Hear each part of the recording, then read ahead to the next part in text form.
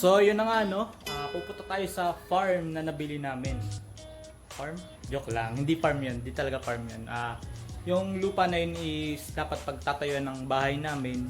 So siguro naman alam nyo na buntis si Mrs. kaya medyo natigil yung pagpapatayo ng bahay. So habang bakante pa yun, nagtanim-tanim muna ako no, para nagagamit yung lupa. So, yun na nga, pupuntahan natin dyan lang yun, malapit lang dito sa Naik. Naik lang din. So, shoutout muna kay Kuya Jimmy. Yung tumutulong sa akin sa pagtatanim doon. Sa mga pagtatabas ng damo. Shoutout sa iyo, mamaya susunduin kita dyan. Para may kasama ako pumunta doon. So, yun na nga guys, tara.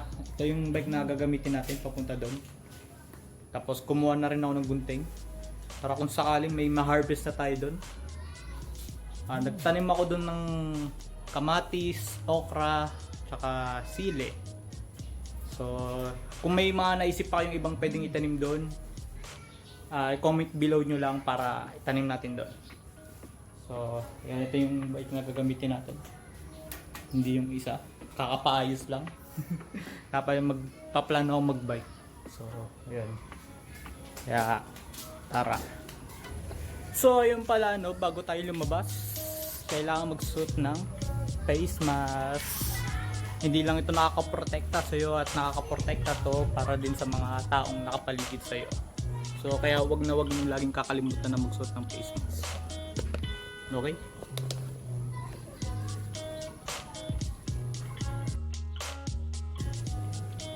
So, daanan muna natin si Kuya Jimmy dun sa kanila.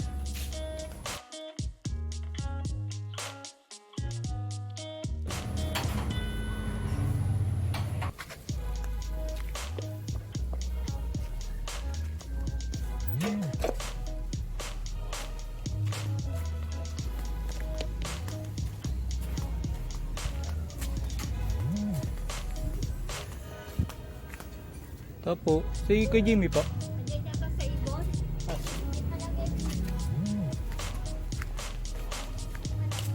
Ere pala. Nandiyan ka pala, nakatago. Kukunin mo bike.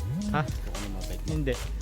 Ito nga pala si Kuya Jimmy yung laging tumutulong sa akin dun sa farm. Sa farm na pupuntahan natin. Ano sa tingin mo? Makakapamitas na ba tayo dun ngayon? Wala pa. Wala pa. Pero yun, titingnan namin kung makakapitas na kami dun. Wala, kukunin ko lang yung bisikleta. Puputulin ko muna tong vlog kasi lalabas kami ng highway. Hindi ako makakapag-vlog doon ng highway. So para safety na rin. Balik na lang ako mamaya. Let's go!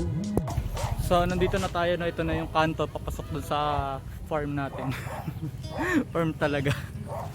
Sige, ito na.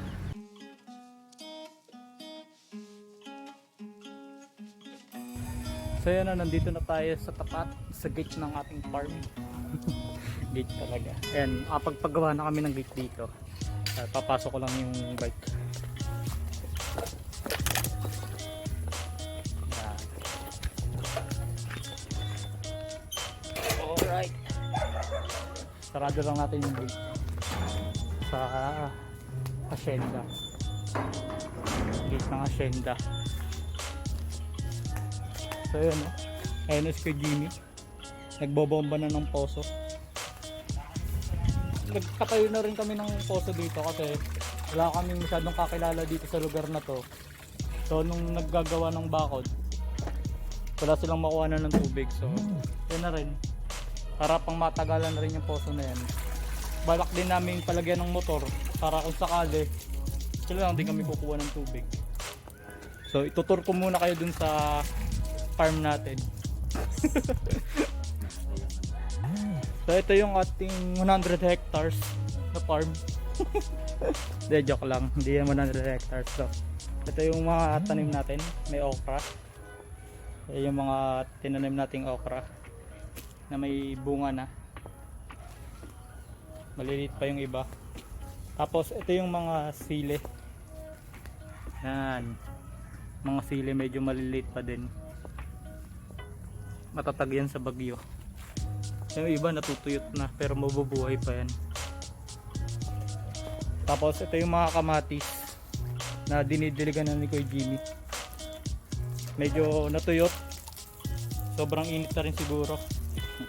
Ilang araw din kaming wala dito sa Tagaytay eh. Ay sa Naik eh. Umuwi kasi kami ng Tagaytay. So kaya hindi namin masyadong napuntahan.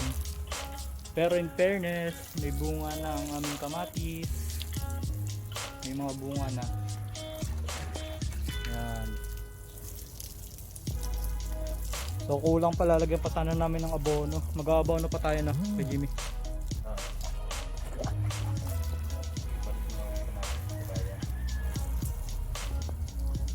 And nilagyan rin namin ng, anong tawag dyan kay Jimmy? Tulos. Para makatulong dun sa kamatis. Para hindi siya nakadapa. Ayan. Kasi nung bumagyo, dumapa lahat ng kamatis. So kakapangit naman tingnan kung nakadapa. Kaya nilagyan namin ng tulos. Ayan. Yung mga kahoy na nakasuporta dun sa kamatis. So, may mga bulaklak na yung kamatis. Oh. Mga ilang araw pa kaya yung kay Jimmy, no? Bago tayo makaharvest. Kasi sa totoo lang, ang mahal-mahal na ngayon ng mga gulay. Lalo na ang kamatis, 10 piso isa.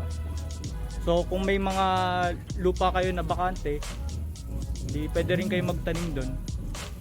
Para maka-menos din kayo sa gastos sa mga bilihin. Okay Jimmy? Tama ba yan? Tama. Yeah. Ay ito pala, nagtanim din pala kami ng balinghoy. Ito. Isang hilera yan ng balinghoy. Tanim din pala kami ng. So di ba yan si Kuya Jimmy, napakasipag. Siya laging kasama ko dito. Kung magtatanim kami, maggagamas. Tsaka mag-aayos dito. Si Kuya Jimmy lagi kasama ko. So kung may mga pwede kayong i-advise sa akin, so comment down below lang kayo para gagawin natin yan. So number 1 is wala pala kaming pataba sa lupa. Ano? Tama ba? Pataba sa lupa. So yun pa pala yung isa naming di pa nagagawa. Siguro pag nalagyan namin itong mga to, mas lalaki agad. Ganun ba yun? Farmers eh. Tapos bukod sa pagdidilig na ginagawa namin, itong ito, binubuhagag namin yung lupa niya. Medyo dry kasi yung lupa dito, sobrang init din siguro. Kaya ganyan, medyo hindi maganda yung lupa. Matitigas. So kaya kailangan siyang buhaghagin para yung ugat nung itinatanim nyo maganda ang tubo, makakapit siya sa lupa na maayos. So ganito yung pagbubuhaghag ng lupa. So dapat sa mga tanim nyo, lagi nyo ring naaraw-araw nyo ganito yan ng lupa para maganda yung tubo niya, nasa taas. Siya yung nasa taas. May mga damo pa, no? Yan. So habang nagdidilig si Kuya Jimmy, ako ay maggaganito. Magbubuhaghag ng lupa.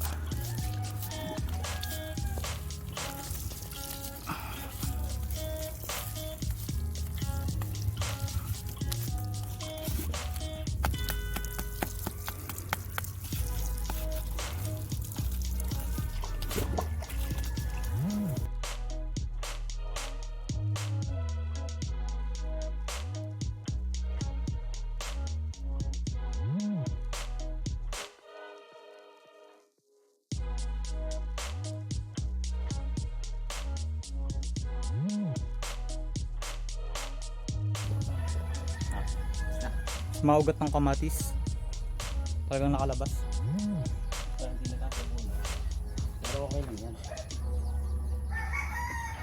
Tatabunan pa natin. Hindi na, pwede na. Pag nakadapa yan, nandito din lang kami yan.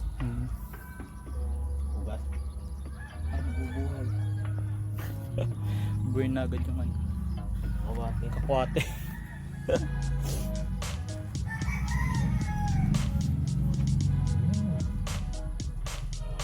Naantuyot no. Ilang araw hindi matitigan. pala araw-araw na uli kasi ano na tag-ulan na no? Umagat hapon. Mm. Araw. Araw-arawin na namin ulit. Ako pala. Araw-arawin ko na ulit yung pagdidilig dito kasi natutuyo na yung lupa. Hindi na tag-ulan. So dati kasi umuulan siya. So nakakalibre kami sa dilig. So minsan hindi na ako napunta dito pag umuulan. Pero ngayon, ayan na. Naiwan lang namin ng mga 3 araw, 4 na araw na tutuyot na agad yung mga kamatis. So joke nga lang pala, hindi 100 hectares to. 100 ano lang to, square meter. Itong lupa na to, ano talaga to, tatayuan ng bahay namin dapat. So ano nga, nabuntis nga si Dude, si Rain. Kaya nagtanim-tanim lang muna kami. Ito na yung mga kamatis. Ay, mga kamatis, mga sili. Hi, mga sili. Yun pala, no, nakalimutan namin. Medyo, di kasi sabay-sabay tumubo yung okra namin. So, may malalaki na dito. Ayan. So, bigo man kami makapitas ng kamatis, pero tong okra, pwede na siguro kasi sobrang gulang na nung kamatis niya. Balak kasi namin pagsabay-sabayin sana namin yung pagkuha, kaso mukhang hindi sila magsasabay-sabay kasi yung iba maliliit pa. So ito yung pinakamalaki naming okra.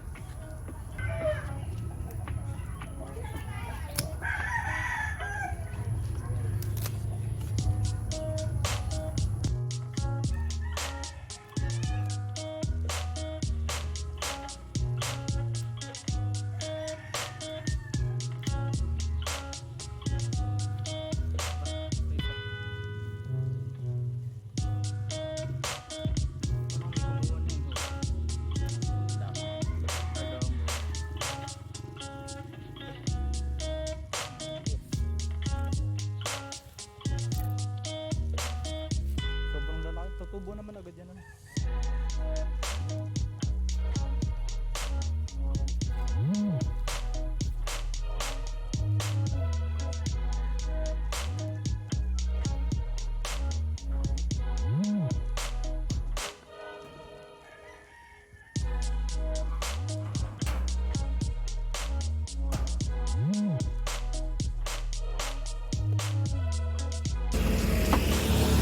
Bukuhan. Bili mo tayong buko. Okra lang kasi dala natin eh, kaya bili tayong buko. wala kami na harvest eh.